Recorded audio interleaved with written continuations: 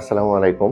আমি ডাক্তার সাকিব সালাওয়াফি, একজন ডায়াবেটোলজিস্ট। কর্মরত আছি রাজশাহী ডায়াবেটিক অ্যাসোসিয়েশন জেনারেল হাসপাতালে। আজকে আপনাদের সাথে একটি গুরুত্বপূর্ণ বিষয় নিয়ে আলোচনা করতে চাচ্ছি। ডায়াবেটিস ও স্ট্রেস বা মানসিক চাপ তার সম্পর্ক। তো আমরা অনেকেই আসলে এই ব্যাপারটা নিয়ে শঙ্কিত, কারণ স্ট্রেস বা মানসিক চাপ ডায়াবেটিসকে আরও অনিয়ন্ত্রিত করে তোলে।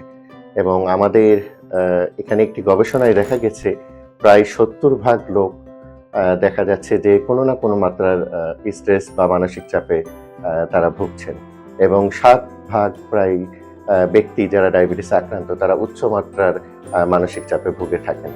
তো এই মানসিক চাপের যে বিষয়টা আসলে ওতপ্রোতভাবে জড়িত ডায়াবেটিসের সাথে, কারণ ডায়াবেটিস এবং মানসিক চাপ আপনারা জানেন যে যে কোনো প্রকার স্ট্রেস বা মানসিক চাপে স্ট্রেস হরমোন বা কর্টিসল, আমরা যেটা বিভিন্ন রকম হরমোন রয়েছে, এই হরমোনগুলো শরীর থেকে নির্গত হয়ে থাকে, এবং এগুলো আলটিমেটলি রিলিজ হওয়ার ফলে ডায়াবেটিসটা আরও অনিয়ন্ত্রিত হয়ে যায় এবং ইনসুলিনের প্রতিরোধ ক্ষমতাটা বেড়ে যায়। ইনসুলিন রেজিস্ট্যান্স আমরা যেটা বলে থাকি, সেই ব্যাপারটি হয়ে থাকে।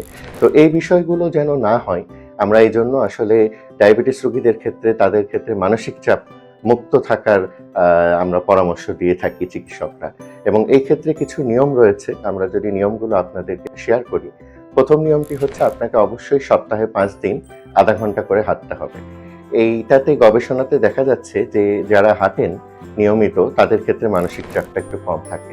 এছাড়া ঘুমের ব্যাপারটাও আমরা রোগীদেরকে বলে থাকি, ডায়াবেটিস রোগীদেরকে, যে ন্যূনতম ৭ থেকে ৮ ঘন্টা অবশ্যই ঘুম হওয়ার প্রয়োজন রয়েছে, না হলে ডায়াবেটিসটা আরও অনিয়ন্ত্রিত হয়ে যেতে পারে। এবং শ্বাস প্রশ্বাসের বিভিন্ন ব্যায়াম রয়েছে, আপনারা সেটা করতে পারেন।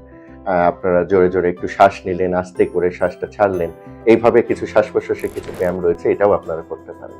তো মোটামুটি আমরা এই ৩ নিয়মটাই বলে রাখি, এবং আপনারা চেষ্টা করবেন এই বিষয়গুলোকে আপনারা মেনে চলার, তাহলে আপনারা মানসিক চাপমুক্ত থাকতে পারবেন। এবং অবশ্যই আপনার ডায়াবেটিসের চিকিৎসক যাকে দেখান, আপনারা অবশ্যই মানসিক চাপে যদি ভুগে থাকেন, এই মানসিক চাপের মাত্রা নির্ণয়ের বিভিন্ন রকম টুলস রয়েছে ডক্টরদের কাছে, আমরা সেটা ব্যবহার করে আপনাদের মানসিক চাপের মাত্রাটা বের করে ফেলতে পারবো, এবং সেই অনুযায়ী আমরা ব্যবস্থা নিতে পারবো।